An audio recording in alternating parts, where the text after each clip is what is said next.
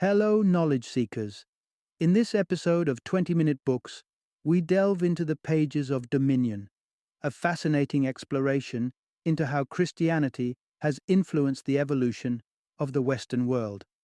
Spanning over 3 millennia, this book weaves a narrative that traces the transformative impact of Christian thought, from its humble beginnings to its profound permeation into various facets of modern culture, including music. Our guide through this historical journey is Tom Holland, a historian of immense repute. Not only is he a celebrated author, but also a recipient of prestigious accolades such as the Hessel-Tiltman Prize for History, awarded to his work Rubicon, The Triumph and Tragedy of the Roman Republic, and the Runciman Award from the Anglo-Hellenic League for his book Persian Fire. Dominion is a must-read for those who have a passion for expansive historical surveys, individuals seeking a fresh perspective on European heritage, and readers who are eager to challenge their preconceptions of Christianity's essence and legacy. Get ready to embark on a remarkable odyssey through time that illuminates the indelible mark of a spiritual doctrine on the collective consciousness of the West.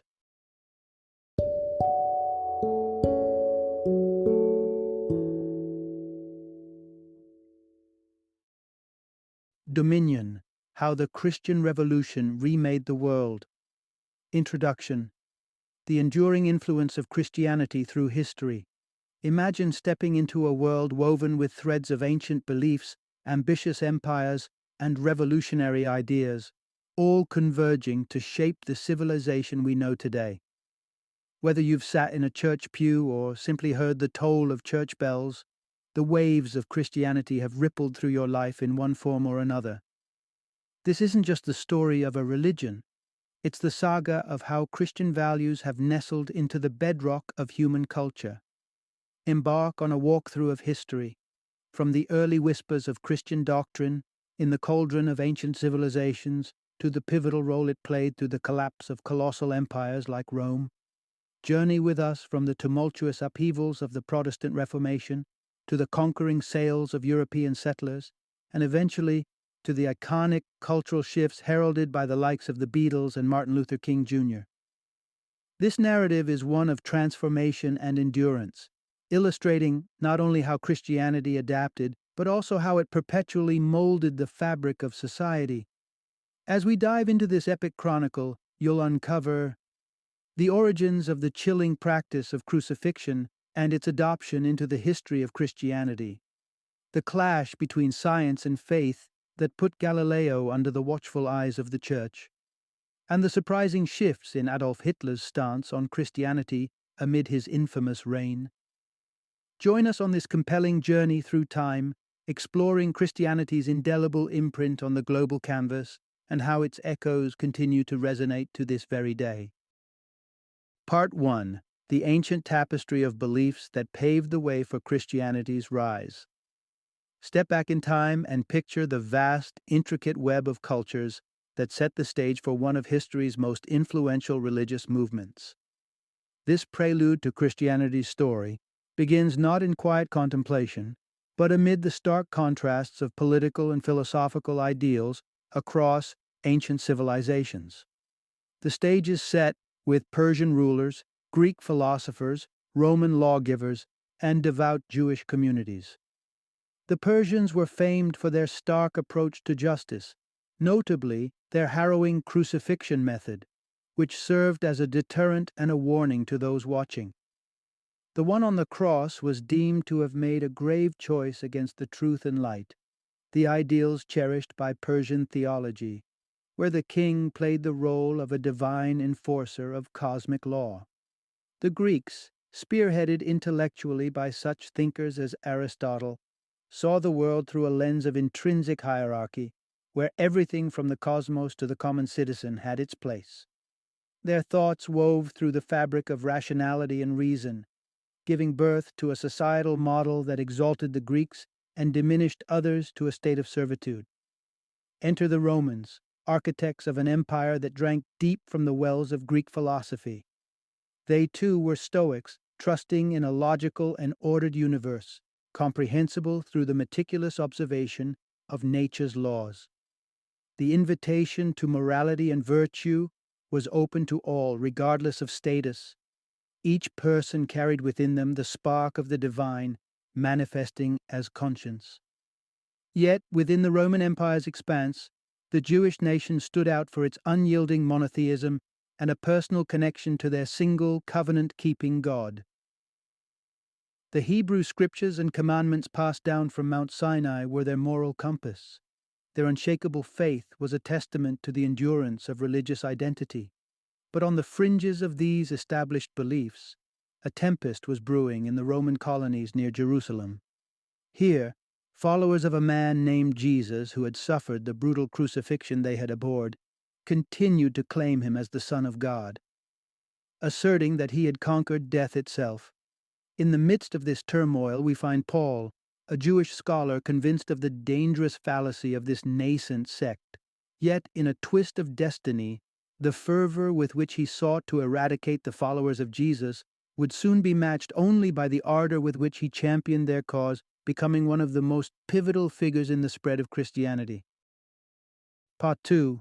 Paul's visionary transformation reframes Christianity in a world of chaos. The tale takes a dramatic turn with Paul, a figure aligning destiny with divine intervention, on the road to Damascus, where a brilliant light seals his fate as a herald of the nascent Christian faith. Henceforth, danger would lace his every step, as he promulgated a gospel of love that transcended lineage, learning, and locale. Paul's letters, dispatched to the intellectuals of the Mediterranean, championed a simple yet profound tenet: love and faith in Christ's sacrifice. He proclaimed that Jesus had cast aside divine privilege, embraced servitude, and suffered a mortal's death, all to offer universal redemption. This egalitarian message resonated powerfully in the mixed societies of the Roman Empire, a hodgepodge of ideology, commerce, and geography. Paul's blend of ethics from his Jewish heritage, teachings from Greek philosophy, and the Stoic honor of conscience formed the cornerstones of what he preached. Christianity, through Paul's voice, crafted a new doctrine, a lifeline amidst a floundering Roman society. The decadent and blood-soaked reign of Emperor Nero, marked by patricide and domestic brutality, found a stark antithesis in Paul's chastity of thought and deed. When disaster struck Rome through flames, Nero seized upon the Christians as his culprits, marking the beginning of a violent chapter for Paul and his fellow believers. In the shadow of revolt and Roman backlash, Christianity's heart only beat stronger. Disciples meticulously gathered Paul's epistles and stories of Jesus' life, creating narratives in the Gospels that presented a revolutionary archetype, a God who was both master and servant, whose crucifixion was a vivid testament to a radical new ethos. This formidable genesis was enshrined in the texts that would form the New Testament. Yet, as Christian ideology burgeoned, it was often met with savage resistance. In what is now France, the spectacle of Christian persecution turned arenas into stages of barbarism, setting believers against torment for a public's gaze. Yet, Christians met their torments with an unnerving embrace, finding solace in Jesus' exemplary acceptance of his destiny. The Romans grappled with confusion and discomfort. How could these supposed outcasts exhibit such unflinching valor, the very values Romans held dear? As Christianity's roots delved deeper into the ancient world, it became evident that an old order was giving way to something new, something enduring. Part 3. Constantine's conversion ushers in a fusion of faith and imperial influence. In the historic crossroads of Alexandria, the burgeoning Christian community was busy knitting a tapestry of belief that harmonized the intellectual rigors of Jewish and Greek traditions. It was here that a figure like Origen emerged, leveraging the Greek language to advocate for the inclusion of Jewish scriptures as a foundational element of Christian law, the Old Testament. Origen tackled the gnarled question of divine singularity in Christianity, shaping the concept of a triune God, Father, Son, and Holy Spirit. Although Origen's life was cut short by his convictions, his last musings pondered a remarkable possibility: Could the Roman behemoth itself bend a knee to Christ? This dream, once an impossibility, crystallized into reality when, in the year 312, Constantine, the emperor himself, embraced the Christian faith. Constantine, while now the foremost Christian, was perplexed by the ideological tumult riddling Christian intellectuals.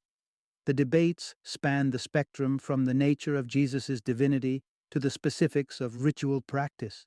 Desiring clarity and unity, he summoned the theological minds to Nicaea in 325. Here, they hammered out creedal statements, affirming the oneness of Father and Son, and intertwined Roman administrative prowess with Christian ecclesiastical order, an indelible fusion that changed the religion's trajectory.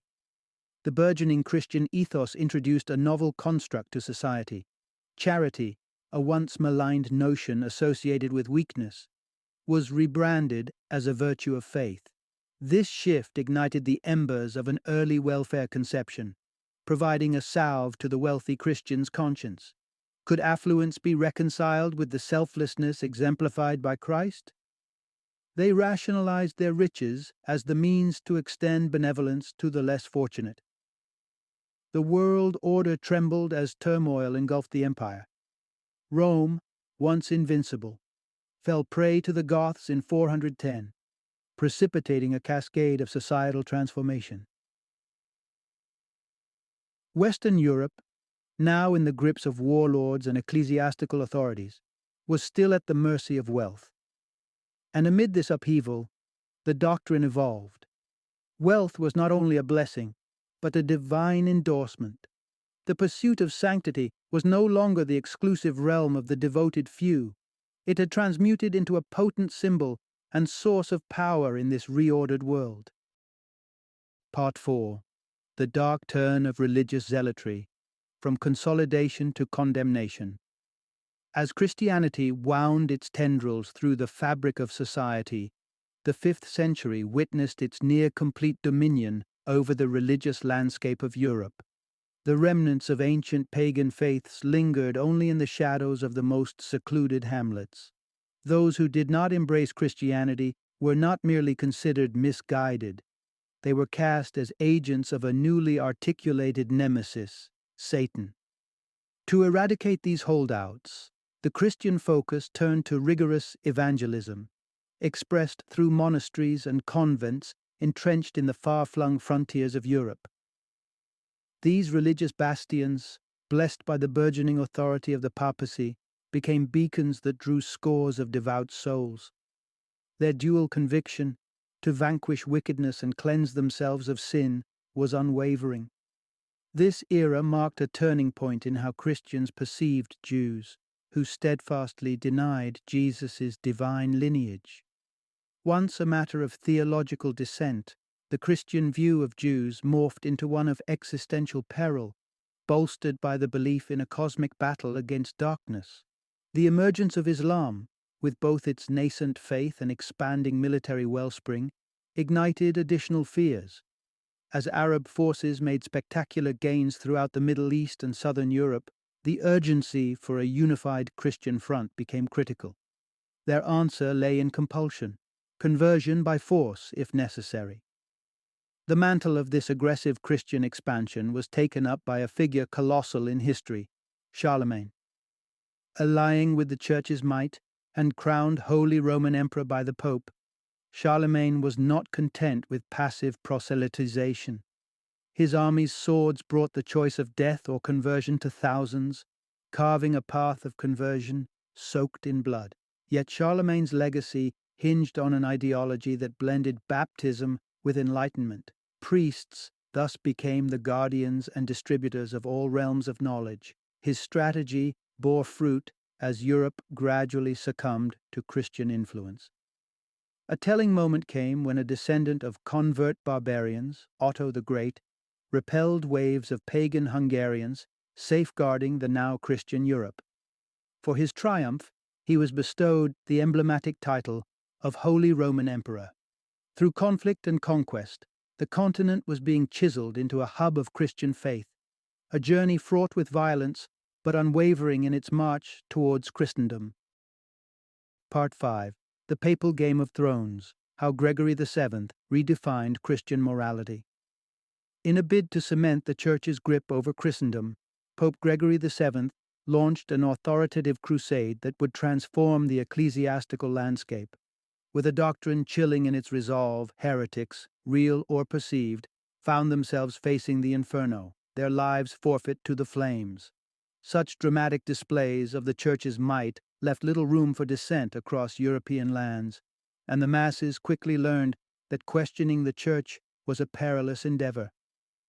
Gregory VII was not just a man of adamantine religious fervor, his political acumen was equally formidable.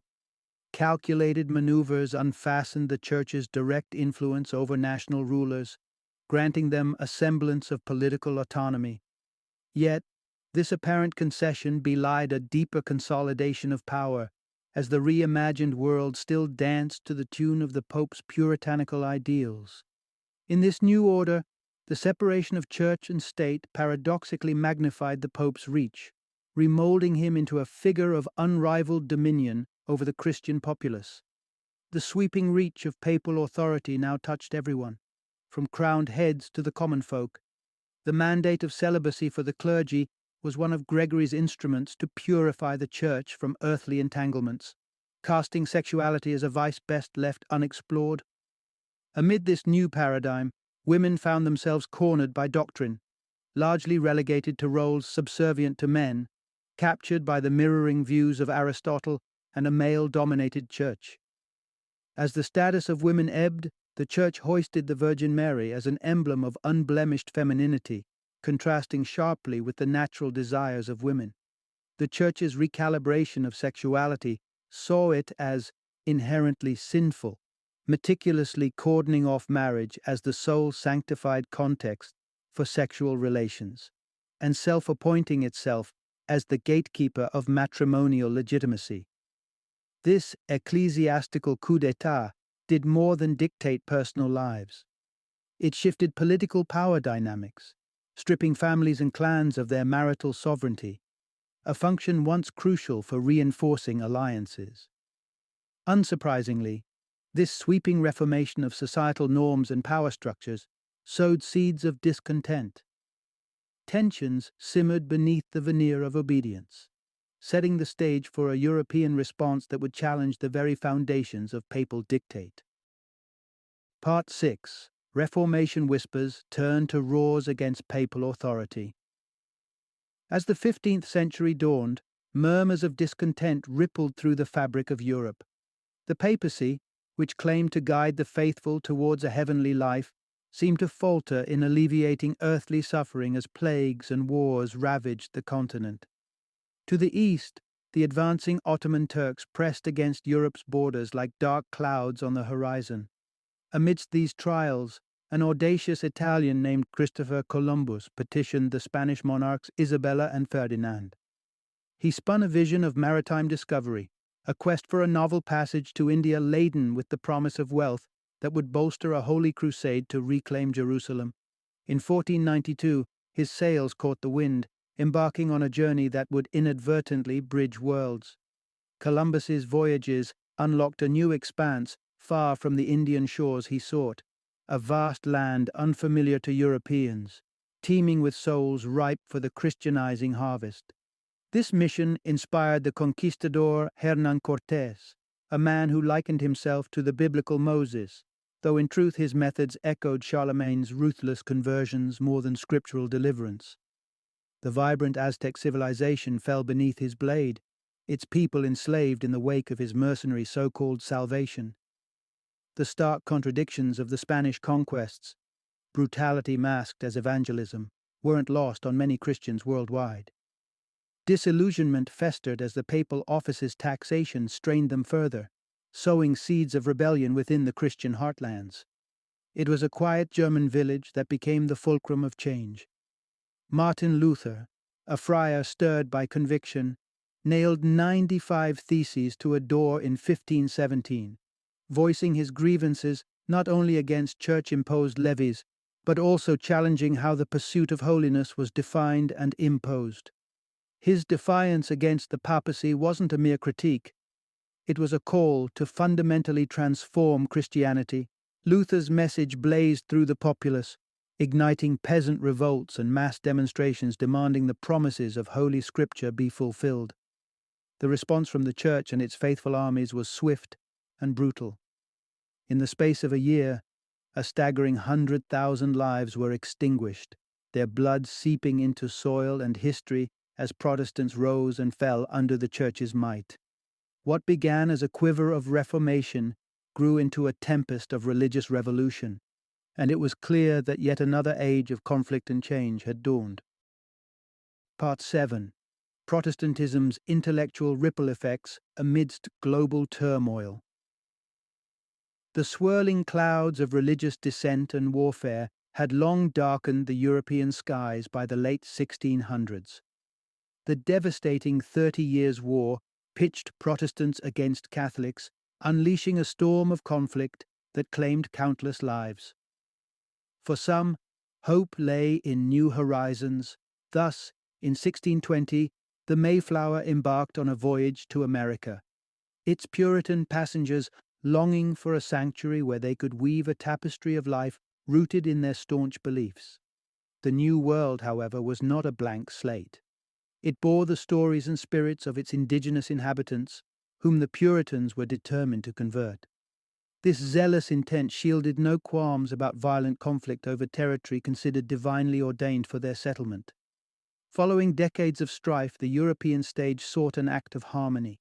The Treaty of Westphalia, struck in 1648, became that pivotal denouement, embedding the principles of religious tolerance and the recognition that sovereignty extends to religious choices within one's domain. The winds of change now carried the seeds of secular thought, as figures outside the Church questioned and prodded at the fabric of understanding. Among them was Galileo Galilei, whose celestial scrutiny through his telescope challenged the very ethers of doctrine. Outer space, an expanse unbeknownst to biblical authors, could not nullify Scripture, Galileo contended, but required a more nuanced engagement with sacred texts. The Church's response to Galileo, a man who dared to map the stars beyond their heavenly canopies, was to silence and sequester him. Yet, his celestial devotion laid the foundation for a scientific awakening that would continue to unfold beyond his lifetime. In the burgeoning age of enlightenment, intellectuals like Voltaire turned their critique inward, examining humanity with the same fervency that Galileo had watched the skies. Their pens became swords against what they saw as a church mired in bigotry and outmoded dogmas. As reason and faith continued their delicate dance, the Enlightenment further unfurled the tapestries of independent thought from clerical influence. Yet this divergence, marked by intellect and inquiry, edged closer to igniting fresh fires of conflict, reflecting a cyclic dance between innovation, ideology, and violence. Part 8. Christianity's enduring moral influence amid revolutionary fervor. In an age when Europe was wrestling with the ideals of human kinship, Voltaire's dream of universal brotherhood echoed through the corridors of French society. Yet, disentangling this vision from the deep Christian roots of France demanded a seismic upheaval, one that arrived with the cascade of the French Revolution in 1793. The populous ranks of the sans-culottes, long marginalized and yearning for change, became the architects of a new France, one forged in the crucible of conflict. Infused with a zeal to demolish the relics of the past, revolutionaries tore into sacred edifices with sledgehammers, toppling statues and consecrated symbols alike. Their uprising reshaped France. Monarchy toppled, the guillotine claimed royal blood, and a declaration surged forth. Human rights existed independently of Christianity, timeless and inalienable, and the revolution was their zealous sentinel. The proof of their conviction lay in the blood of hundreds of thousands sacrificed for this cause. Though stained by violence, the French Revolution advanced progressive currents in its tumultuous wake. Yet as ever, power's allure twisted pure intentions, and the revolutionary spirit faltered. Monarchical rule returned like the tide, drawing lines of power anew and entrenching a bulwark against further societal upheaval. Amidst this flux, one conviction endured: the moral condemnation of slavery. In 1814, Britain and France united in a declaration, born of Protestant reformism and revolutionary thought, denouncing enslavement as an affront to universal morals. These ideals of human rights began to permeate European engagement with the wider world. Across the Atlantic, a nascent United States embraced its founding paradigms in the garb of the Enlightenment, though traces of its roots sprung from biblical soil. The rights of life, liberty, and happiness bore the imprints of Genesis more than the disparities of the 18th century would admit. The impulse to propagate Christian virtue wasn't confined to domestic reform.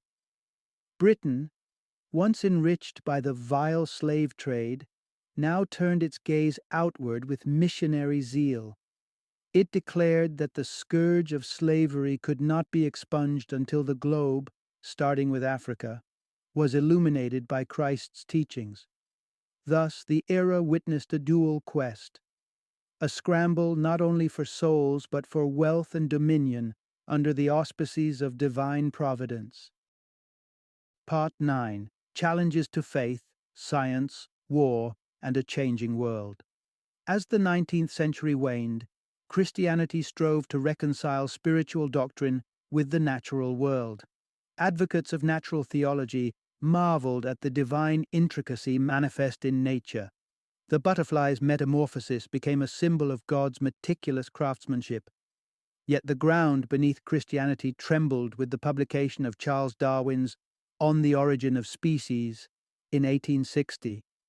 Darwin's theory of evolution and natural selection upended millennia-old beliefs, positing that the complexities of life, including human existence, were the results of evolutionary processes rather than divine intervention. This seismic shift in thought clashed with the Christian virtues of turning weakness into strength and finding triumph in humility. If Darwin's principles held true, then the charity so central to Christianity seemed at odds with the notion of survival of the fittest. These scientific debates coincided with an age of industrial titans, whose swelling fortunes cast long shadows over the Christian ethos of aid.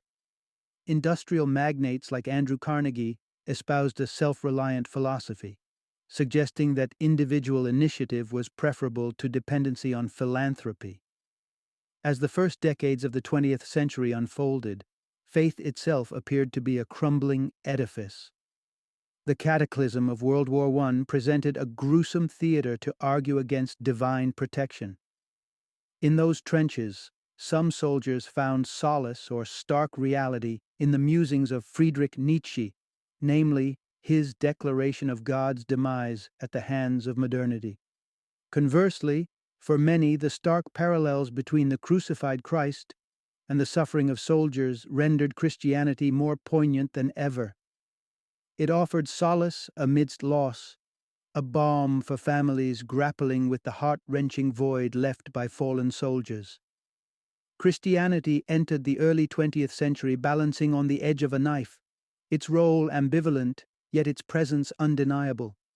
In the face of war, societal change, and existential doubt, the faith found itself confronting its most profound test, setting the stage for an era that would probe the very essence of belief. Part 10. Christianity's thread weaves through modern history and present times. In the bleak shadow of World War I, a tragedy that shook European society to its core, the seeds were sown for a new and ominous chapter. In Germany, Adolf Hitler, a figure of mesmeric political ascent, spearheaded the rise of National Socialism. For a time, he co-opted Christian terminology to galvanize support. Yet as his regime solidified, he viewed Christianity's core tenets of compassion as impediments to his totalitarian and racially charged vision. As the dark wave of Nazi ideology unfurled across Europe, Christians stood at an ethical crossroad.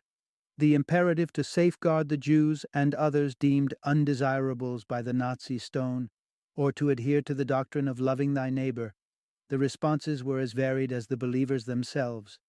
The aftermath of the World Wars and the Holocaust laid bare the jarring reality. The most profound depths of hell were of human, not divine, creation.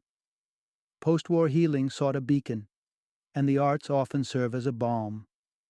In this landscape, the Beatles' 1967 anthem, All You Need Is Love, resonated with a distinctly Christian message that transcended the music landscape, offering a hopeful refrain in a recovering world. Beyond the musical sphere, the United States saw a renaissance of Christian values in the civil rights movement. Here, Martin Luther King Jr., with a gospel of love and nonviolence, charted a course through a terrain riddled with systemic injustice, his faith an unquenchable source of strength and resolve. Meanwhile, the latter half of the 20th century was marked by the decline of colonial empires, and, again, Christianity found its voice in the liberation narratives. Leaders like Nelson Mandela harnessed the power of forgiveness, a direct echo of the teachings of Jesus, to dismantle the edifice of apartheid. As the dawn of the 21st century broke, Christianity still claimed the spiritual allegiance of millions around the globe. Yet, with the seismic shifts in culture and demography reshaping the historic bastions of faith in Europe and America, the question of Christianity's continued relevance and resonance with emerging generations loomed large.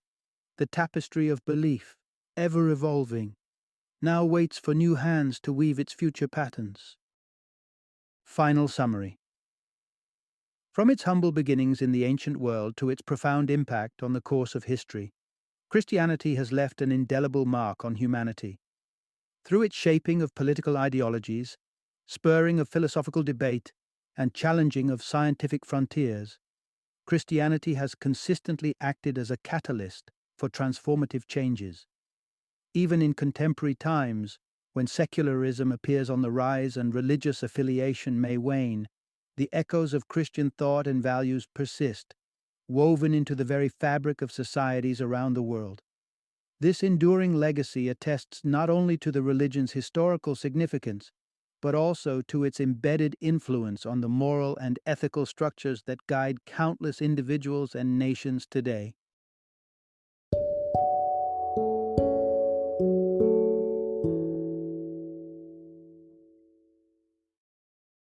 Thank you for joining me today on this journey of learning and discovery as we explored the insights of another thought-provoking book in our growing library of knowledge.